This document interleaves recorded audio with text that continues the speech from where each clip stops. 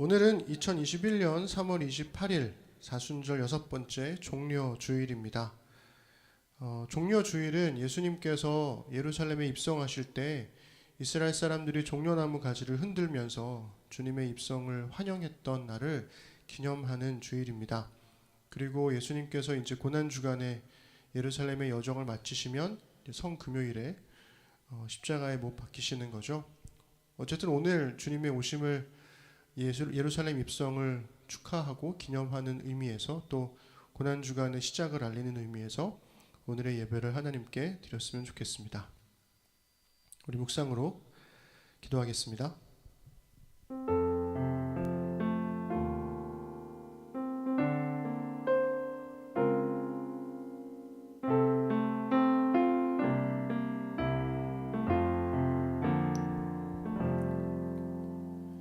주 여호와께서 학자들의 혀를 내게 주사 나로 공고한 자를 말로 어떻게 도와줄 줄을 알게 하시고 아침마다 깨우치시되 나의 귀를 깨우치사 학자들같이 알아듣게 하시도다. 주 여호와께서 나의 귀를 여셨으므로 내가 거역하지도 아니하며 뒤로 물러가지도 아니하며 나를 때리는 자들에게 내 등을 맡기며 나의 수염을 뽑는 자들에게 나의 뺨을 맡기며 모욕과 침뱉음을 당하여도 내 얼굴을 가리지 아니하였느니라. 주 여호와께서 나를 도우심으로 내가 부끄러워하지 아니하고 내 얼굴을 부싯돌같이 굳게 하였으므로 내가 수치를 당하지 아니할 줄 아노라. 아멘. 우리 함께 찬양하시죠. 우리 앞서 말씀드린 대로 오늘은 예수님의 예루살렘 입성을 환영하고 또 기념하는 주일입니다. 그래서 종려나무 가지를 흔들면서 예수님 환영합니다 하는 거죠. 호산나 다윗의 자손이여 우리를 구원하소서. 우리 그 고백을 하는 날이니까요. 당신은 영광의 왕 찬양하면서 호산나 다윗의 자손 예수께 호산나 왕 중의 왕 우리 고백을 함께 드렸으면 좋겠습니다. 당신은 영광의 왕 당신은 평강의 왕 당신은 하늘과 땅의 주 당신은 정의의 아들 천사가 무릎 꿇고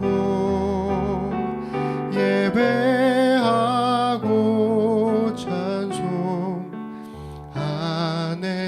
영원한 생명 말씀 당신은 예수 그리스도 주 호산나 다윗의 자손께 호산나 불러 왕 중의 왕 높은 하늘엔 영광을 예수 주 메시아 안에 당신은 영광의 왕 당신은 평강의 왕 당신은 하늘과 땅의 주 당신은 정의의 아들 천사가 무릎 꿇고 예배하고 경배하네 영원한 생명 말씀 당신은 예수 그리스도 주 호산나 다윗의 자손께 호산나 불러 왕 중의 왕 높은 하늘엔 영광을 예수 주 메시아 안에 호산나 호산나 다윗의 자손께 호산나 불러 왕 중에 왕 높은 하늘엔 영광을 예수 주 메시아네.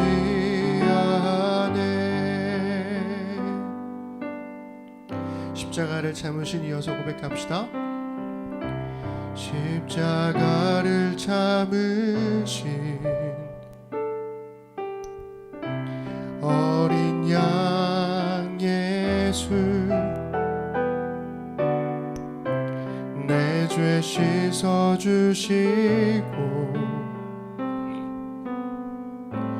구속하셨네.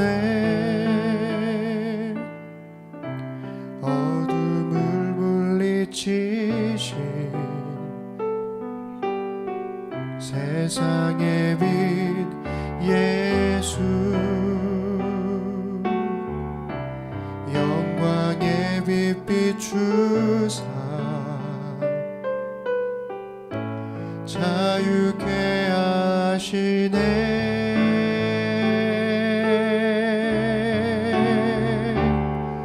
예수 하나님의 완전한 사랑 예수 하나님의 값없는 은혜 예수 하나님의 놀라운 지혜 아름다운 그 이름 예수. 우리 한 번 더 십자가를 참으신 십자가를 참으신 어린 양 예수 내 죄 씻어주시고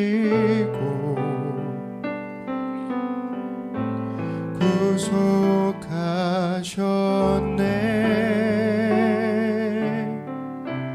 어둠을 물리치신 세상의 빛 예수 예빛 비추사 자유케 하시네.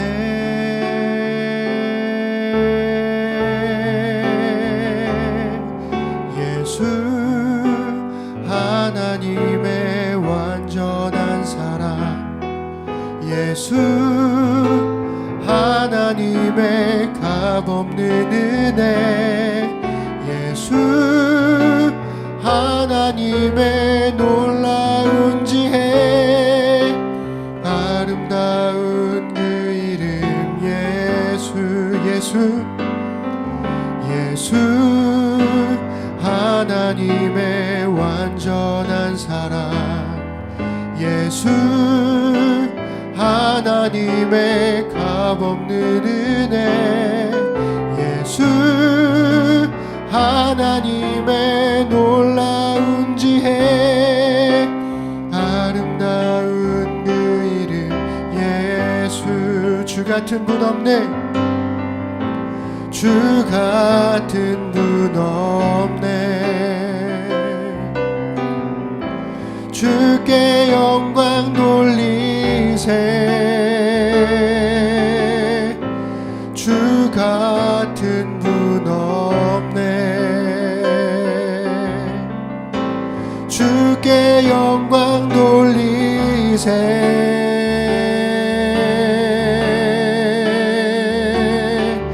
예수 하나님의 완전한 사랑 예수 하나님의 값없는 은혜 예수 하나님의 놀라운 지혜 아름다운 그 이름 예수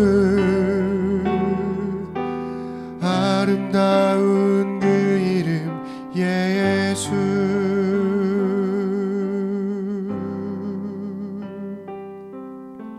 아멘. 우리 하나님께 감사 박수 드리십시다. 아멘. 네, 우리 계속 이어서 함께 찬양하십시다.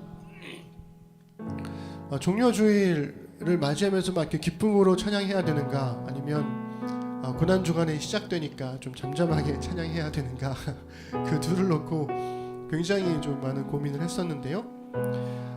고난 주간에 조금 더 무게를 두어서 오늘은 차분하게 하나님을 고백했으면 좋겠습니다.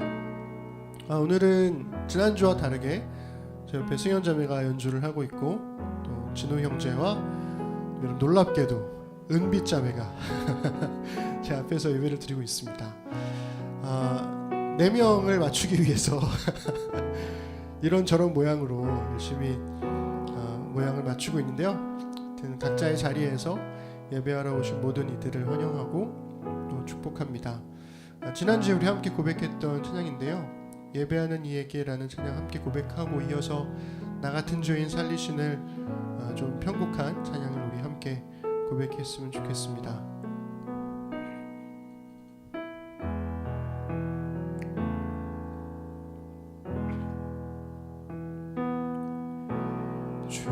주님만이 나를 아시네. 내 모든 삶 주가 만지시네. 주님 앞에 예배하는 이에게 그 은혜를 부어 주시리. 주님만이 온 땅의 소망, 주님만이 온 땅의 소망, 내 삶 속에 유일한 자랑이라. 주님 앞에 기도하는 이에게 그 은혜를 부어 주시리. 만왕의 왕 나를 기르시는 목자요, 내 모든 삶 주가 다스리시니. 주님 뜻을 따르길 원하네. 오주 한 분만 바라네. 만왕의 왕 나를 기르시는 목자요, 내 모든 삶 주가 다스리시니. 주님 뜻을 따르길 원하네. 오주 한 분만 바라네. 주님만이 나를 아시네. 내 모든 삶 주가 만지시네. 주님 앞에 예배하는 이에게 그 은혜를 부어 주시리. 우리 처음부터 한 번 더 고백합시다. 주님만이 나를 아시네.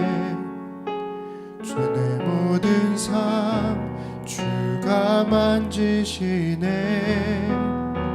주님 앞에 예배하는 이에게 그 은혜를 부어 주시리. 주님만이 온 땅의 소망, 주님만이 온 땅의 소망, 내 삶 속에 유일한 자랑이라. 주님 앞에 기도하는 이에게 그 은혜를 부어 주시리. 우리 선포합시다. 만왕의 왕, 만왕의 왕 나를 기르시는 목자요, 내 모든 삶 주가 다스리시니. 주님 뜻을 따르길 원하네. 오 주 한 분만 바라네. 만왕의 왕 나를 기르시는 목자요, 내 모든 삶 주가 다스리시니 주님 뜻을 따르길 원하네. 오 주 한 분만 바라네. 만왕의 왕 만왕의 왕 나를 기르시는 목자요, 내 모든 삶 주가 다스리시니 주님 뜻을 따르길 원하네. 오 주 한 분만 바라네. 만왕의 왕 나를 기르시는 목자요, 내 모든 삶 주가 다스리시니 주님 뜻을 따르길 원하네. 오 주 한 분만 바라네. 주님만이 나를 아시네. 내 모든 삶 주가 만지시네. 주님 앞에 예배하는 이에게 그 은혜를 부어 주시리. 나 같은 죄인 살리신, 나 같은 죄인 살리신 주의 놀라와 잃었던 생명 찾았고 광명을 얻었네. 큰 죄악에서 건지신 주의 고마워. 나 처음 믿은 그 시간 귀하고 귀하다. 주 찬양 주 찬양 주 찬양 내 마음 다해. 주 찬양 주 찬양 내 생명 다해.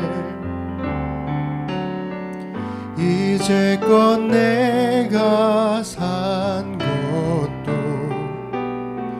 주님의 은혜라. 또 나를 장차 본향에 인도해 주시리. 거기서 우리 영원히 주님의 은혜로 해처럼 밝게 살면서 주 찬양하리라. 주 찬양 주 찬양 내 마음 다해. 주 찬양 주 찬양 내 생명 다해. 주 찬양 주 찬양 주 찬양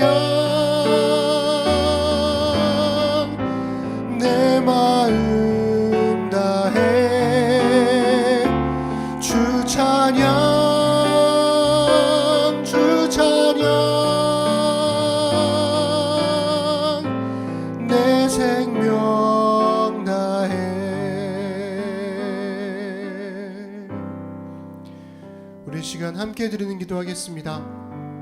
첫 번째는 우리를 구원하신 예수님께 감사의 예배를 드리며 만화의 왕으로 오신 주님을 찬양할 수 있도록, 또 창의신앙을 위해서는 반복되는 일상의 나태함 속에 새로운 숨을 불어넣으시는 성령의 일하심을 발견할 수 있도록,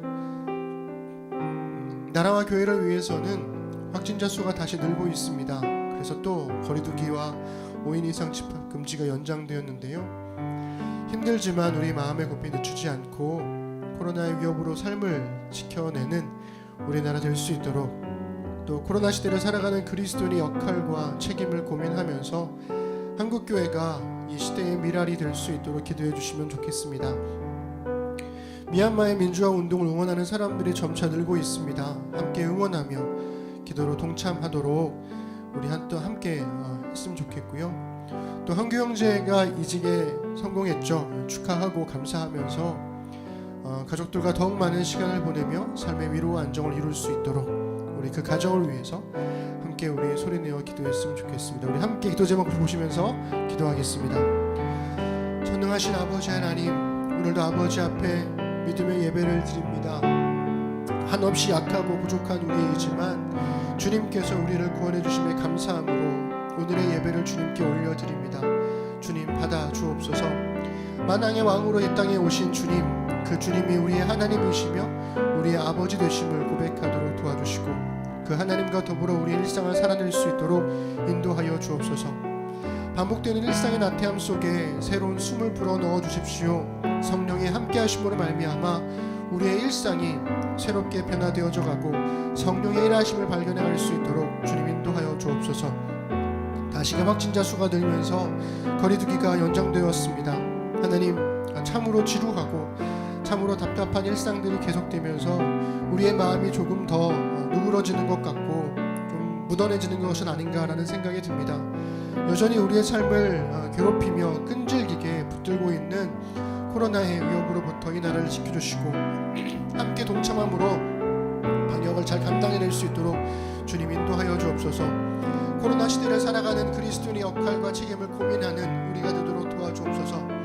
단지 고민으로 끝내지 않고 우리의 삶 속에서 새로운 방식들을 찾아내고 새로운 신앙의 고백들을 함께하면서 한국교회가 우리 시대의 미랄이 될 수 있도록 주님 붙들어 주옵소서.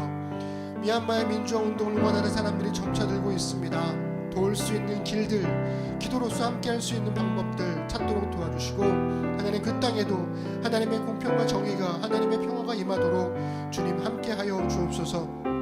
하나님, 우리 한규 형제 그리고 세미자매, 우리 가을이 그리고 우리 뱃속의 아기까지 참으로 힘겨웠던 시간들을 지내왔는데 하나님께서 그의 가정을 긍휼히 여기시고 불쌍히 여기셔서 새로운 직장으로서 이직을 허락해 주셨습니다.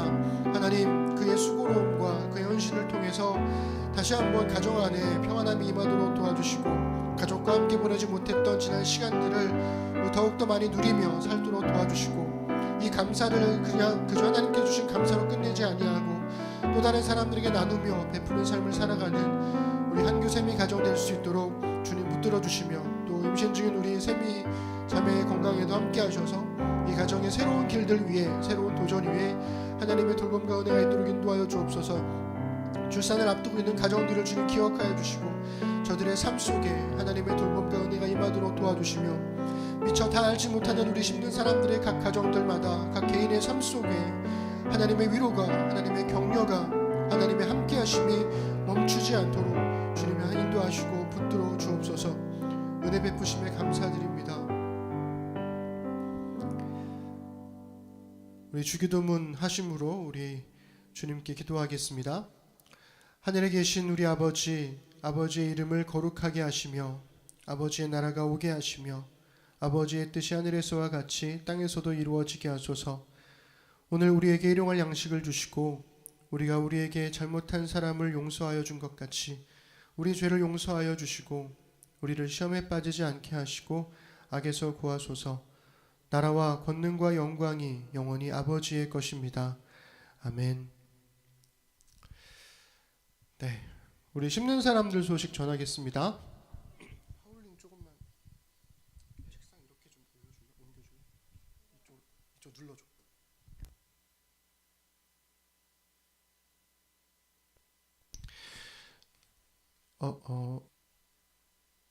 위치가 이렇게 되네요 또. 네, 제가 이쪽으로 우리 심는 사람들 소식 전하겠습니다. 거리두기 2단계 및 5인 이상 집합 금지가 계속되고 있어서 유튜브 라이브로 예배를 드리고 있습니다. 세팅하는 사람이 바뀌니까 또 이제 이런 것들이 생기네요. 또 매번 할 때마다. 어쨌든 네, 잘 보이시죠? 네. 고난 주간이 내일부터 시작되는데요. 오늘은 종료 주일이고, 그리고 이번 주를 끝으로 말씀 묵상도 이제 마무리됩니다.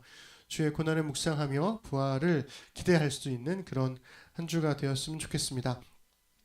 매주 반복되듯이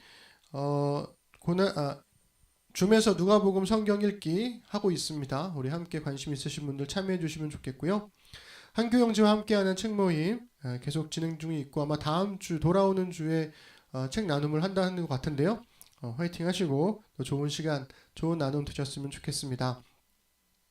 어젯밤에 있었던 온라인 미팅에 함께 해주셔서 감사드립니다. 들어오신 분들이 한 15명, 16명 정도 되시는 것 같아요. 그러니까 거의 대부분 다 들어오셨었고요. 마지막에 끝날 때 우리 유리자매가 그런 얘기 하더라고요. 그러니까 이렇게 늘 줌에서 예배 끝나고 만났을 때는 그냥 애들 소리 들리고 막 그러니까 인사만 하고 그냥 마무리하는 거였는데, 어제 각자 어떻게 사는지 이야기도 들어보고 기도 제목도 나누고 하니까 옛날 우리 그랬었지 하는 그런 추억들이 많이 떠오른다고 그런 얘기를 해 주었습니다. 되게 감사했고, 어제 또 나 들었던 기도 제목들 제가 또 잘 정리해서 주중에 톡방에 올릴 테니까요. 위에서 같이 기도해 주시면 좋겠습니다.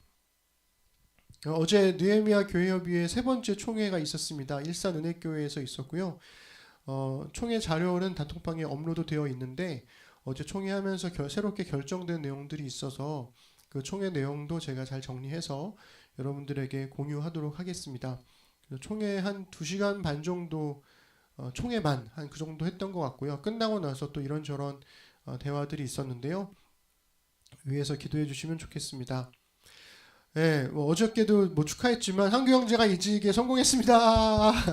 계속 이거 한규 형제 5월에 이제 새 직장 갈 때까지 계속 이거 축하할 것 같은 분위기인데, 어쨌든 이직하는 과정까지도 순탄하게 하나님의 인도하심을 기도했으면 좋겠고요. 네, 많이 축하해 주시고 또 격려해 주시면 좋겠습니다. 다음 주는 부활주일이고요. 4월의 첫 번째 주로 성찬이 있는 주일입니다.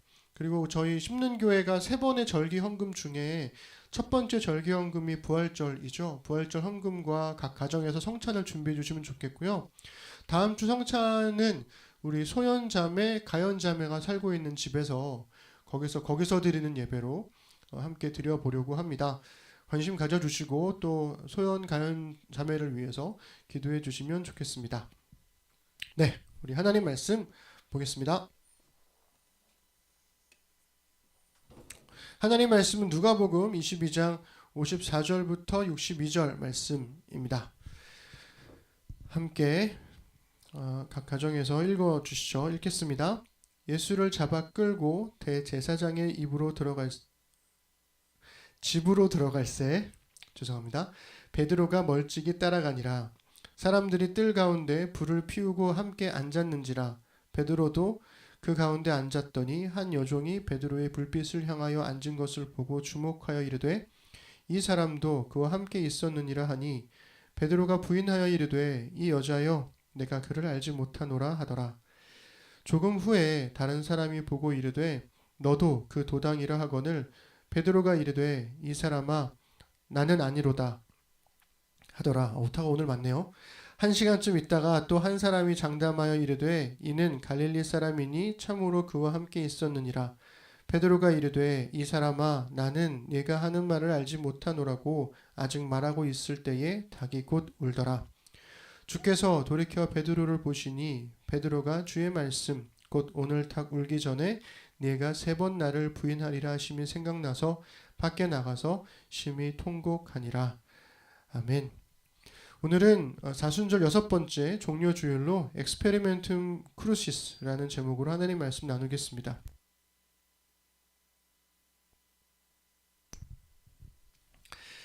네, 반갑습니다. 네, 보고 싶었습니다. 네, 잘들 지내고 계시죠? 제가 오래되면서 뭐라고 그래야 되지? 오타가 너무 많아졌어요. 그래서 깜짝 놀라고 있는 중입니다. 참 어렵네요.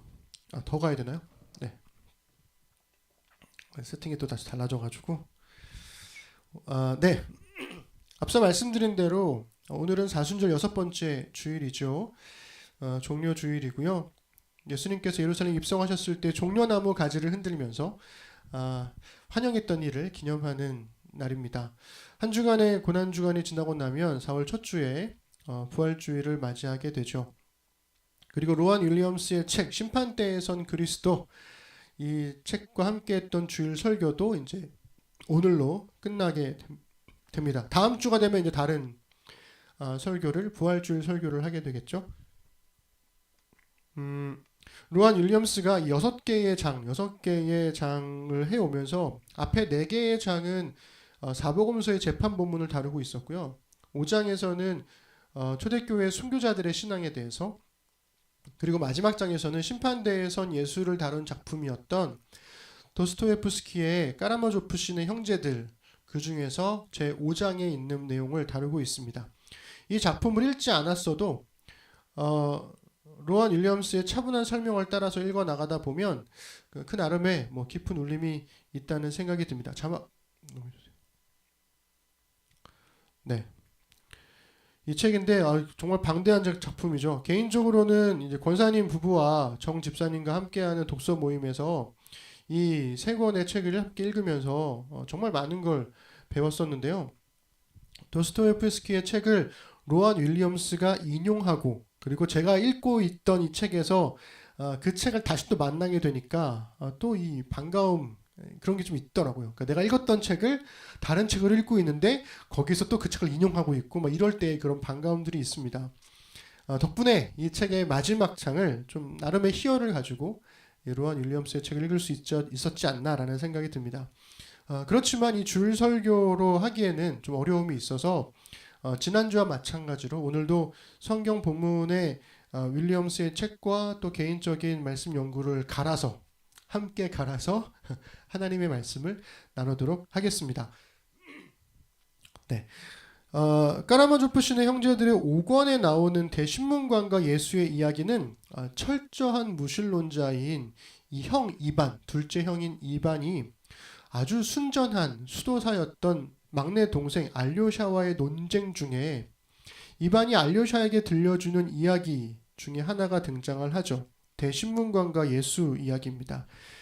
종교재판이 횡행했던 16세기 스페인에 그리스도가 다시 이 땅에 오셔서 기적을 행하고 죽은 자를 살리다가 대신문관의 명령으로, 대신문관이라고 하면 당시 스페인의 최고 종교 지도자가 되는 거죠. 그 명령으로 체포가 됩니다. 그래서 그 책에서는 대신문관과 죄수 이렇게 되어 있죠. 그러면서 성경 속 예수님의 이야기가 다시 한번 반복이 되는데요. 재현되는데요. 여기서 이 대신문관은 이렇게 얘기를 해요. 예수님을 믿는 믿음을 따르면서 예수님에 대한 사랑 때문에 자발적인 희생을 감수할 사람들이 얼마나 되겠느냐. 그리고 그렇다면 그런 사람들만을 위해서, 강한 믿음을 가진 사람들만을 위해서 당신이 온 거 아니냐. 이렇게 예수를 신문합니다. 그러면서 이렇게 이야기를 하죠. 우리 인용된 부분 함께 읽어보시죠.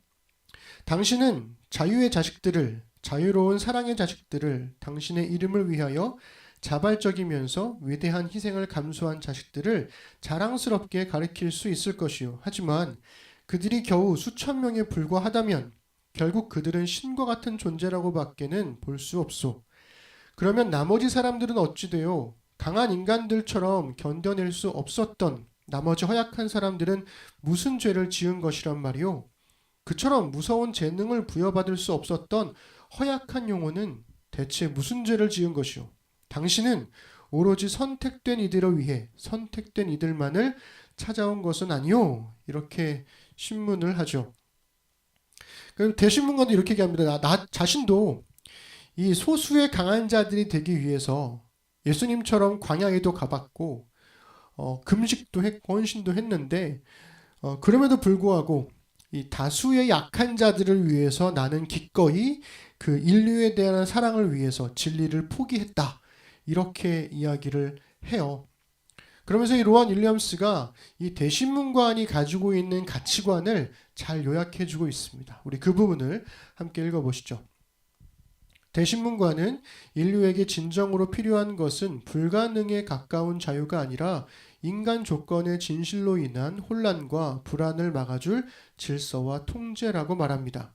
그는 이러한 환경에서 누가 사심 없는 사랑을 할 정도로 용감하겠냐고 예수를 향해 반문합니다. 기적을 보여주지도 않고 문제를 해결해 주지도 않은 채 사랑과 신앙을 요구하는 것은 절망만을 낳을 뿐이라면서 말이지요. 이거 우리 되게 익숙한 이야기이지 않습니까? 사실 우리가 늘 하는 이야기이죠. 세상에서 그리스도인답게 살기 위한 거 이거 너무 어렵지 않냐? 누가 그렇게까지 할 수 있겠냐? 그렇게 하는 일들은 정말 소수의 사람들만, 그런 달란트를 가진 사람들만 할 수 있는 일 아니냐? 대다수의 사람들은 그렇게 살지 못하지 않냐? 뭐 이런 항변들을 우리가 할 때가 많죠. 그런데 이 대신문관 이야기에서 가장 유명한 장면은 그렇게 항변을 했던 이 대신문관의 신문이 끝나고 나서 예수님의 대답을 기다리는 장면입니다. 그때 예수님의 반응은 이러했었죠. 우리 함께 그 부분을 읽어보겠습니다. 심판관은 두렵고 듣기 싫은 이야기라도 좋으니 그가 무슨 말이든 해주기를 바랐다. 그러나 그는 갑자기 아무 말 없이 신문관에게 다가가 노인의 핏기 없는 입술에 조용히 입을 맞췄다. 이것이 그의 대답의 전부였다.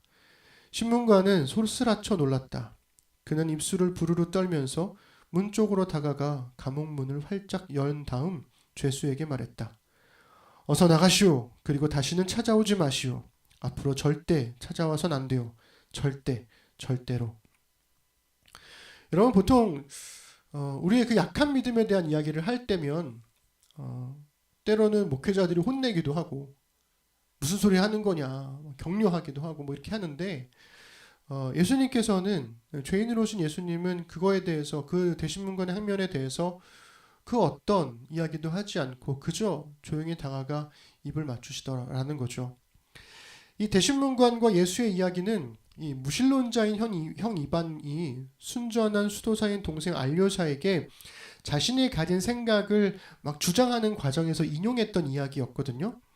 그러면서 이반은 동생이 자신을 부정해 버릴까봐, 그러니까 수도사인 동생이 자신을 뭐랄까 타락한 사람처럼 생각할까봐 되게 두려웠는데 이 알료샤는 이야기를 다 듣고 난 다음에 죄수로 등장한 예수가 그랬던 것처럼 형 이반에게도 똑같이 다가가서 입을 맞춰주죠. 로안 윌리엄스는 그 입맞춤의 의미를 이렇게 설명했습니다. 우리 함께 읽어볼게요.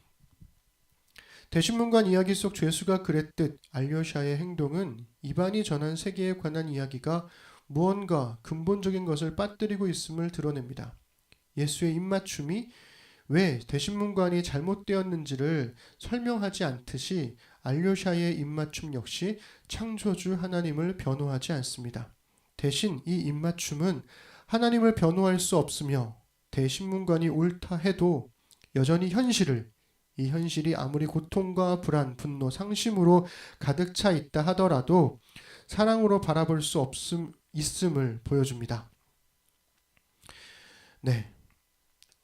17일 날 우리 사순절 말씀 묵상에서 유용과 무용의 가치관에 관해서 이야기 나눴었죠.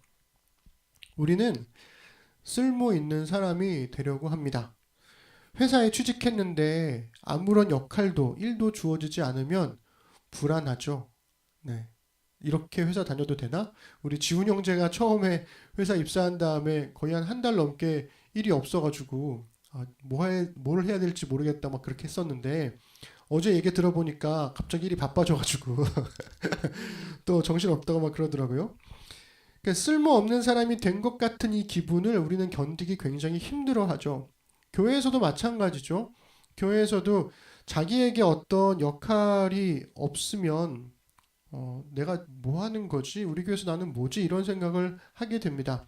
역할이 있느냐 없느냐에 따라서 교회에 적응하는 속도도 달라지죠. 그러다 보니까 우리는 우리가 속한 모든 곳에서, 거기가 가정이든 회사든 교회든 혹은 어떤 공동체든 어떤 뭐 동아리 모임이든 그 속에서 내가 쓸모 있는 사람이 되고 싶어 해요.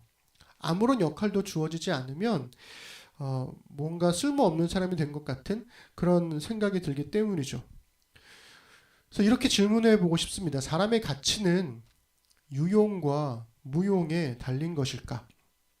우리 사회는 생산성이 없는 사람을 무가치한 사람으로 대하고 있죠. 돈벌이가 없는 노숙자들, 몹쓸 병에 걸려서 거동이 불편한 사람들, 늙고 병든 노인들, 치매에 걸리신 분들, 장애우들 무시하는 경향이 있습니다. 그들을 우리가 마치 짐처럼 떠 안아야 될 사람들로 여기는 경향이 있죠. 문제는 약하고 가난한 자들을 돌보시는 예수님을 믿는 교회에서도 이런 가치관이 굉장히 자연스럽게 들어와서 교회를 물들이고 있다는 겁니다. 우리가 어린 시절, 제가 뭐 자라왔을 때도 그런 얘기 참 많이 들었었는데요. 하나님께서 귀하게 쓰시는 사람이 되라. 우리 그런 이야기 많이 들어보지 않았나요? 하나님께서 귀하게 쓰시는 사람이 되려면 공부도 열심히 해야 되고 봉사도 열심히 해야 되고 내가 가진 달란트를 발견하고 그 달란트를 가지고 하나님의 손과 발이 되어서 사람들을, 세상을 섬겨야 한다. 커서 훌륭한 사람이 되면, 즉 돈을 많이 버는 성공한 사람이 되면 할 수 있는 일이 많아진다. 뭐 교회에 11조도 많이 하고 헌금도 많이 해서 하나님께서 귀하게 쓰시는 사람이 되라. 뭐 이런 이야기들 우리 굉장히 많이 들었잖아요. 그러다 보니까 우리는 하나님께 귀하게 쓰임받는 사람이 되기 위해서 무엇이든 정말 열심히 해왔어요. 그 열심히가 아주 중요한 가치인 것처럼 살아왔다는 것입니다. 그런데 그 열심의 끝에 밀려오는 허무와 실망이 있지 않으신가요? 그래서 우리 잠시 멈춰서 생각해 보자는 겁니다. 하나님도 유용과 무용의 가치에 따라서 우리를 판단하실까? 만약 그렇다면 무용한 사람들, 귀하게 쓰임받지 못하는 사람들은 어디를 가야 인간다운 존중을 받을 수 있을까요? 대신문관과 이반이 주장했던 것처럼 예수님은 정말 믿음이 강한 소수의 사람들만을 위해서 오신 걸까요? 예수의 길을 따를 수 없는 믿음이 약한 사람들, 그래서 하나님이 주신 의지의 자유조차도 대신문관과 같은 이들에 의해서 통제되기를 바라는 사람들은 정말 예수님이 필요한 게 아니라 대신문관처럼 내 삶을 잘 조직해주고 잘 이끌어줄 사람이 필요한 것일까? 우리 시편 62편 5절부터 8절 우리 함께 읽어보시죠. 나의 영혼아 잠잠히 하나님만 바라라. 무릇 나의 소망이 그로부터 나오는도다. 오직 그만이 나의 반석이시요 나의 구원이시요 나의 요새이시니 내가 흔들리지 아니하리로다.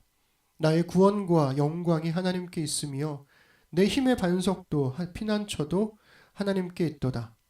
백성들아 시시로 그를 의지하고 그의 앞에 마음을 토하라. 하나님은 우리의 피난처시로다. 아멘. 여러분 이 말씀 한번 보세요. 누가 누구에게 귀하게 쓰임 받으라고 이야기하는 건가요? 시인은 하나님을 나의 반석으로, 나의 구원으로, 나의 요새로 삼으라고 말합니다. 시시로 그를 의지하고 그의 앞에 마음을 토하라고 이야기합니다. 하나님은 우리의 피난처시라고 이야기를 합니다. 시인은 우리가 하나님께 귀하게 쓰임받는 사람이 되라고 말하지 않고요. 하나님이 우리에게 귀하게 쓰임 받으실 수 있도록 하라고 그렇게 이야기를 한다는 거죠. 사실 시편 전체가, 아니 성경 전체에서 이야기하고 싶어하는 게 그거 아닌가요? 하나님이 우리를 귀하게 사용하시는 게 아니라 우리가 하나님을 귀하게 사용해야 한다는 것입니다. 일이 잘 풀리지 않을 때 여러분 하나님을 잘 사용하고 계십니까? 하나님을 의지하십니까? 아플 때 여러분 기도하십니까? 그때 하나님 사용하고 계십니까? 고민이 많을 때 여러분 하나님께 말을 건네십니까? 도움이 필요할 때 하나님께 요청하십니까? 하나님을 갖다 쓰시란 말입니다. 슬픔에 밀려올 때 여러분 하나님께 마음을 토하고 있습니까? 하나님을 사용하셔야 됩니다. 인생의 중요한 고비 때마다 우리 하나님을 정말 당신의 하나님으로, 우리의 하나님으로, 우리의 피난처로 삼고 있습니까? 우리는 정말 하나님을 귀하게 사용하고 있는 걸까요? 성경은 그것을 우리에게 이야기하고 있습니다. 윌리엄스의 책 마지막에서 제가 정말 좋아하는 성경 속 한 장면을 인용하고 있는데요. 바로 오늘 본문 말씀인 누가복음 22장 54절부터 62절 말씀입니다. 베드로가 멀찍이 따라가면서 예수님의 마지막을 보려고 하죠. 사람들은 죄수인 예수의 제자인 베드로를 알아봅니다. 그리고 자칫 잘못하면 베드로도 예수님처럼 끌려갈지도 모르는 상황이 되는 거죠. 그래서 베드로가 예수님을 부인해버려요. 우리 22장 54절부터 57절 우리 함께 읽어보시죠. 예수를 잡아 끌고 대제사장의 집으로 들어갈새 베드로가 멀찍이 따라가니라. 사람들이 뜰 가운데 불을 피우고 함께 앉았는지라. 베드로도 그 가운데 앉았더니 한 여종이 베드로의 불빛을 향하여 앉은 것을 보고 주목하여 이르되 이 사람도 그와 함께 있었느니라 하니 베드로가 부인하여 이르되 이 여자여 내가 그를 알지 못하노라 하더라. 아멘. 이 누가복음은요 시간의 흐름을 좀 더 주목하고 있어요. 마태복음은 공간적인 변화에 주목한다면 누가복음은 시간적인 흐름을 주목하고 있죠. 그러면서 베드로의 부인한 사건, 이것이 우발적인 결정이 아니었다는 것을 보여주고 있습니다. 58절에서 베드로는 조금 후에 사람들이 베드로를 또 한번 알아보게 되는데요. 여기서 조금 후에로 번역된 헬라어는 메타보락시라는 단어입니다. 이게 짧은 시간을 뜻하는데요. 이게 바로 직후인지 아니면 시간이 좀 흐른 다음인지 이게 명확하게 알 수는 없습니다. 그런데 그게 얼마만큼의 시간이었든지 베드로는 첫 번째 부인을 되돌릴 수 있는 시간이 있었어요. 그런데 그는 그렇게 하지 않죠. 우리 58절 읽어보겠습니다. 조금 후에 다른 사람이 보고 이르되 너도 그 도당이라 하거늘 베드로가 이르되 이 사람아 나는 아니로라 하더라. 아멘. 그러고 나서 59절은 아예 1시간쯤 있다가 라고 말하면서 이 베드로가 우발적으로 부인한 것이라는 주장을 단호하게 거부합니다. 1시간 고민하기 우리 충분한 시간이잖아요. 충분히 반성할 수 있는 시간입니다. 그런데 베드로는 어떻게든 살기 위해서 예수님을 부인하기로 다 마음을 단단히 먹어버린 거죠. 우리 59절 60절 읽겠습니다. 1시간쯤 있다가 또 한 사람이 장담하여 이르되 이는 갈릴리 사람이니 참으로 그와 함께 있었느니라. 베드로가 이르되 이 사람아 나는 네가 하는 말을 알지 못하노라 하고 아직 말하고 있을 때에 닭이 곧 울더라. 아멘. 베드로가 예수님을 부인하는 과정에서 이 누가복음의 이 시선을 따라가다 보면 뜰 가운데의 불에 둘러 앉아 있는 사람들에게만 이 관심이 쏠려 있었는데요. 이 세 번째의 부인이 끝나자마자 이 누가복음의 카메라 앵글이 갑자기 방향을 바꾸어서 예수님에게로 향합니다. 그리고 그제서야 우리는 깨닫게 되죠. 거기에 예수님이 계셨구나. 베드로가 예수님을 부인했던 그 장소에 예수님이 계셨다는 것을 알게 되는 거죠. 그것도 굉장히 가까운 곳에. 우리 61절 62절 함께 읽겠습니다. 시작. 주께서 돌이켜 베드로를 보시니 베드로가 주의 말씀 곧 오늘 닭 울기 전에 내가 3번 나를 부인하리라 하심이 생각나서 밖에 나가서 심히 통곡하니라. 아멘. 자신이 아끼고 사랑하는 베드로가 자신을 부인하는 말을 듣고 그 베드로를 바라보시는 예수님의 모습을 묵상하다 보면 나의 일상에서 내가 예수님을 부인하다 살았던 그 모든 순간에도 우리를 바라보시지 않았을까라는 생각을 떠올리게 됩니다. 물론 베드로는 예수님을 부인했지만 예수님은 믿음이 약한 베드로에게 여전히 귀하게 쓰임받는 존재가 되길 원하셨어요. 다시 한번 말씀드립니다. 예수님은 베드로가 귀하게 쓰임받길 원하시는 게 아니라 베드로의 믿음이 가장 약한 그 순간에도 예수님이 베드로에게 귀한 사람으로, 귀한 존재로 쓰임받길 원하셨다고요. 그런 그 베드로를 예수님은 바라보셨던 겁니다. 원망이 아닌 용서의 눈으로. 저는 로원 윌리엄스가 이 본문을 인용하면서 예수님께서 아무런 말 없이 베드로를 바라보시는 이 눈맞춤과 죄수인 예수가 대신문관에게 아무런 말 없이 입맞춘 것, 그리고 동생 알료샤가 형 이반에게 아무런 말 없이 입맞춘 것을 같은 의미로 해석하고 있다고 생각합니다. 여기에는 대신문관의 실리적인 결정, 이반의 무신론적인 항변, 그리고 베드로의 두려운 부인 사건에 관해서 어떠한 반론도 없어요. 어떠한 정죄도 없습니다. 그저 모든 것을 감싸 안는 듯 따뜻한 입맞춤과 눈맞춤만 있더라는 것이죠. 베드로는 공회의 심판대에 서지 않았지만 예수님의 심판대에 서 있었습니다.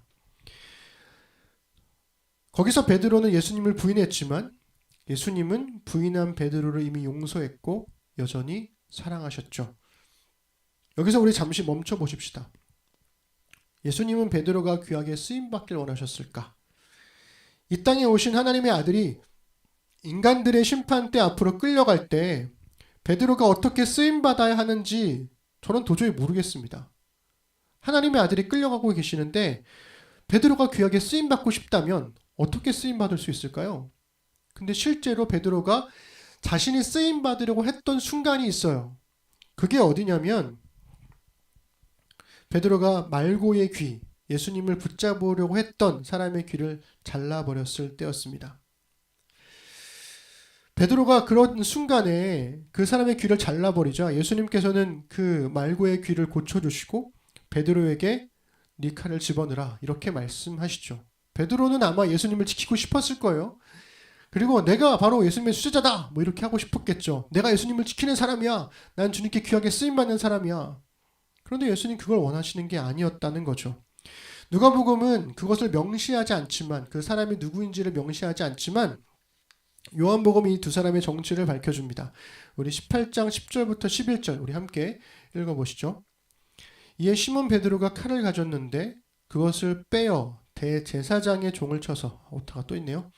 오른편 귀를 베어버리니 그 종의 이름은 말고라. 예수께서 베드로더러 이르시되 칼을 칼집에 꽂으라. 아버지께서 주신 잔을 내가 마시지 아니하겠느냐 하시니라. 아멘. 칼을 뽑아서 예수님을 지키는 자가 되고 싶었을 때 예수님은 그에게 그거 하지 말라고 말씀하십니다. 너가 나에게 귀하게 쓰임받을 생각하지 말라고 오히려 네가 나를 귀하게 사용하라고 말씀하시죠. 오늘 설교의 제목이 Experimentum Crucis입니다. 라틴어이고요. 이게 십자가의 경험 혹은 십자가의 시험, 십자가의 실험 여러 가지 의미로 사용되는데요. 윌리엄스는 이것을 예수의 십자가에 비추어 우리의 자기 이해를 시험하고 검증함 이런 뜻으로 정의했습니다. 그러면서 윌리엄스가 예수의 십자가를 다뤘던 많은 신학적 탐구가 가졌던 허점을 간파하고 있죠. 우리 함께 읽어보겠습니다. 인용된 부분을 읽어볼게요.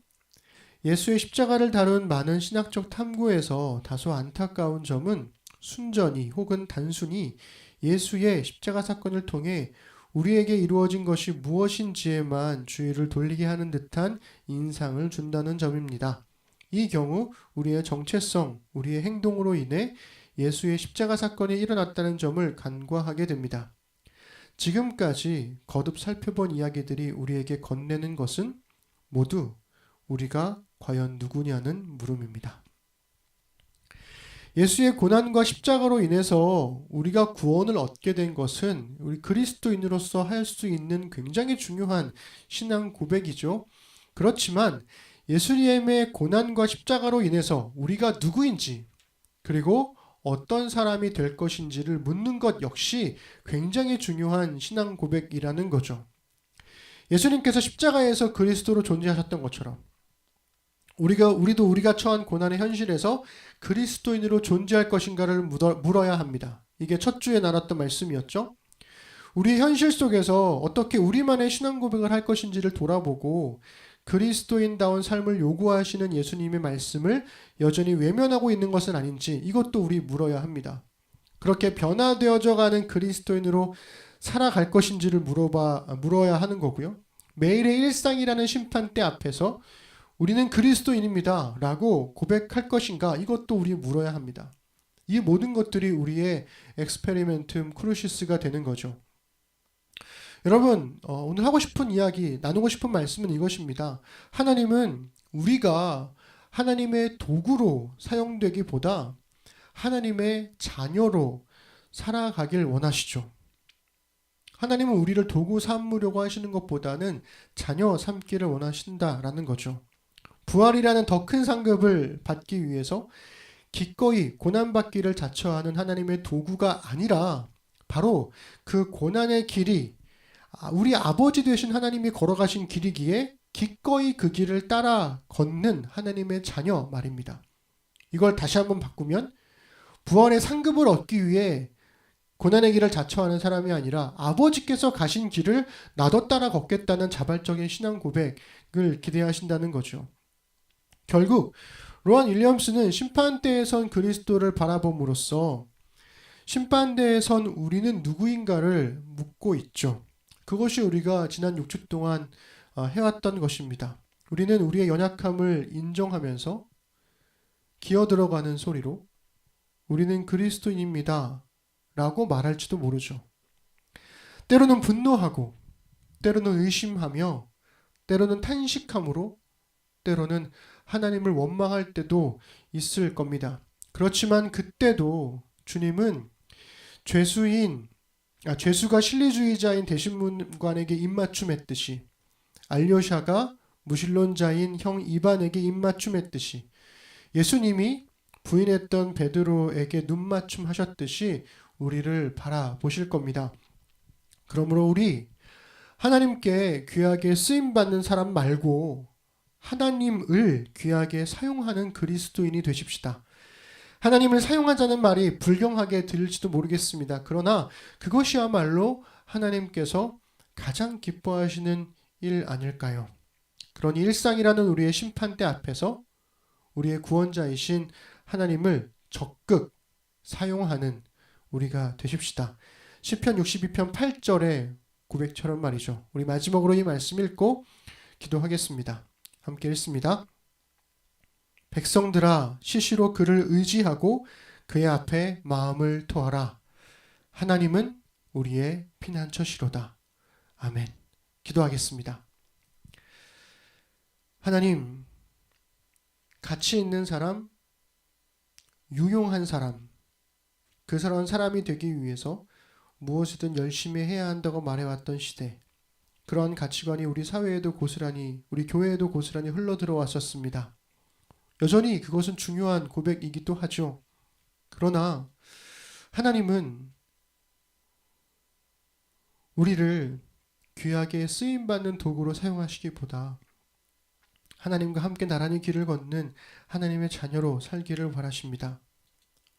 하나님께 귀하게 쓰임받는 사람 말고 하나님을 귀하게 사용하는 사람, 우리의 삶의 곳곳에서 우리의 일상의 아주 사소한 부분에 이르기까지 하나님과 모든 것을 나누며 모든 것을 고백하며 모든 것을 토해낼 수 있는, 시시로 하나님을 의지할 줄 아는 우리 그리스도인 될 수 있도록 주님 인도하여 주옵소서. 하나님께서 우리 신는 사람들에게 정말 많이 사용되었으면 좋겠습니다. 그 사용기들이 정말 리뷰처럼 우리 안에서 회자되고 그 하나님을 고백하고 그 하나님을 찬양하고 그 하나님께 영광 돌릴 수 있도록 주님이 함께하여 주옵소서. 감사드립니다. 예수님의 이름으로 기도드립니다. 아멘. 우리 교회 찬양하시면서 우리 준비된 예물과 우리의 신앙 고백을 함께 드리겠습니다.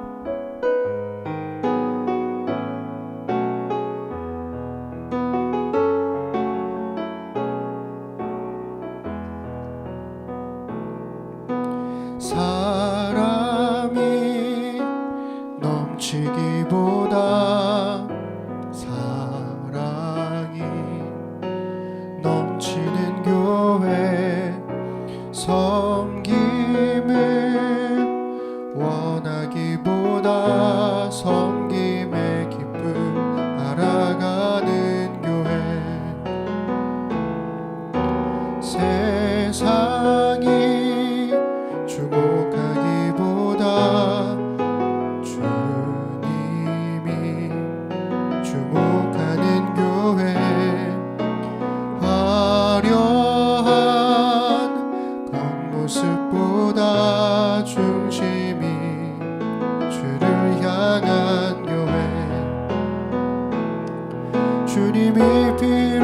하신 아름다운 교회, 서로를 사랑함으로 하나 되는 교회, 주님이 머리 되신 거룩한 교회, 우리 함께 만들어 가요. 우리 함께 신앙 고백으로, 우리 사도신경으로 신앙 고백 드리겠습니다. 나는 전능하신 아버지 하나님, 천지의 창조주를 믿습니다. 나는 그의 유일하신 아들 우리 주 예수 그리스도를 믿습니다.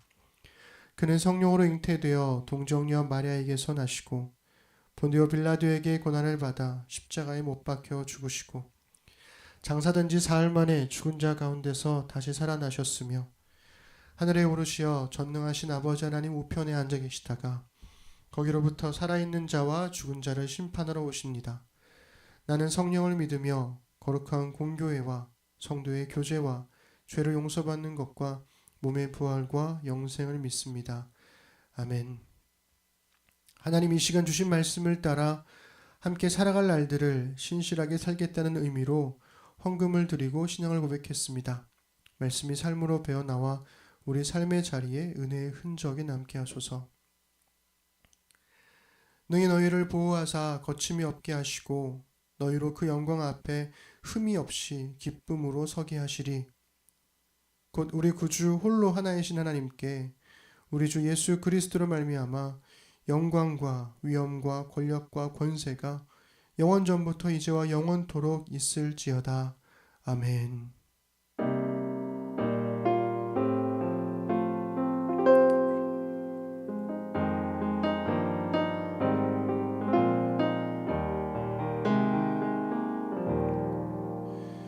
우리 예배를 받으신 하나님께 우리 감사 박수 드리십시다.